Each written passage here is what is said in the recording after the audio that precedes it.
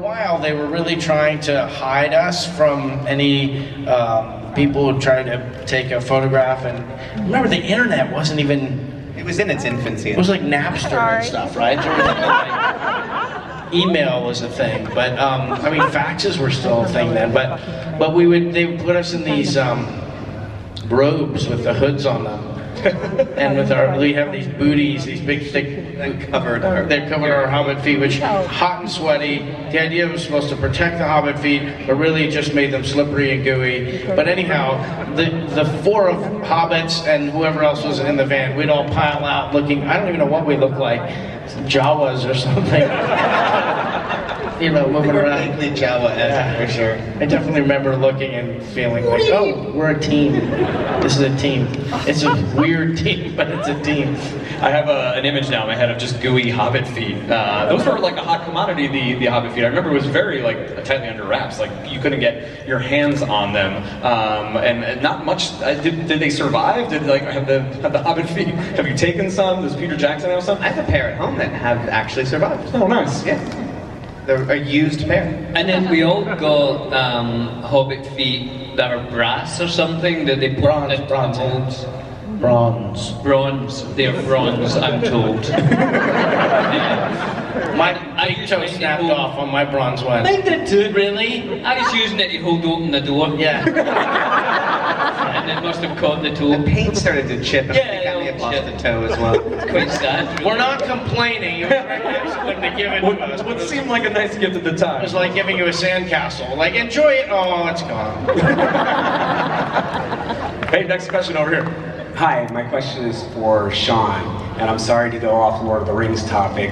I'm the 52-year-old birthday boy from earlier today. Oh, yeah. Photo op. Dave, wait, what's your name? Not Don, but John. John. Happy birthday to you. Happy birthday to you. Happy birthday, dear John. Happy birthday to you. Thank you.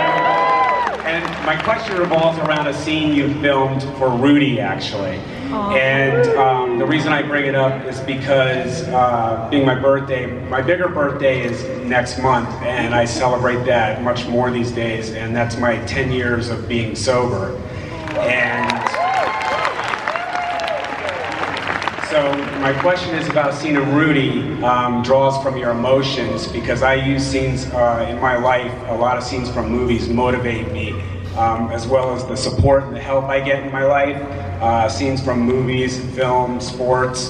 So what scene do you have in mind? The scene in mind is about, in Rudy, when you're on the bench and you actually read the acceptance letter into Notre Dame.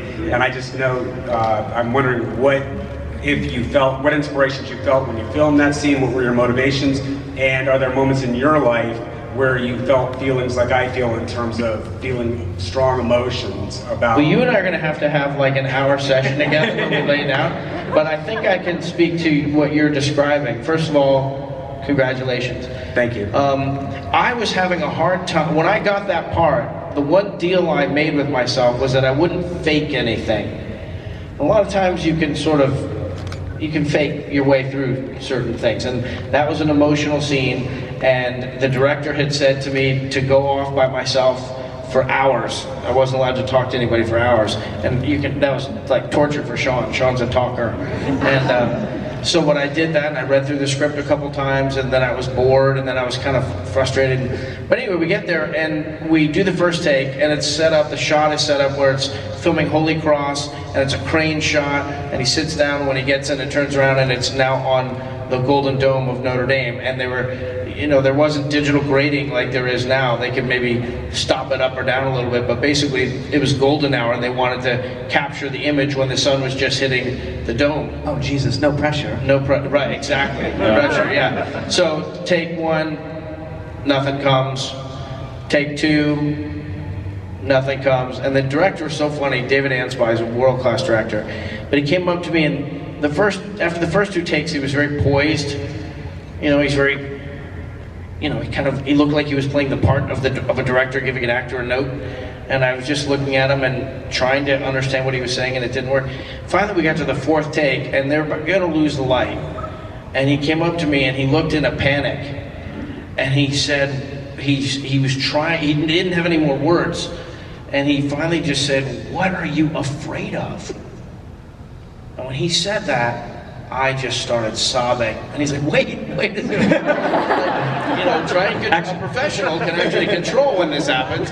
So, and afterwards, I went running off, and the scene is over, and I was just sobbing for like 10 minutes, just like uncontrollable. He unlocked something that was in me. My desire to be honest, and you know, I was one of those kids who are try not to cry. I don't know if it's parents or whatever, but basically, as it relates to your thing, the idea that you're challenging your fear of yourself, your fear of what other people think of you, your fear of how you're going to navigate the world. You know, I mean, if anything, what I learned from that scene, filming that scene as a human being, was that when you steer into the center of your own fear, boy, it means something to people. And I've, you know, had for 30 years people feeding back to me how much that moment meant to them. So I'm sure you have that all the time, and I hope you continue to. Thank you so much. That's wonderful. Thank you. We were talking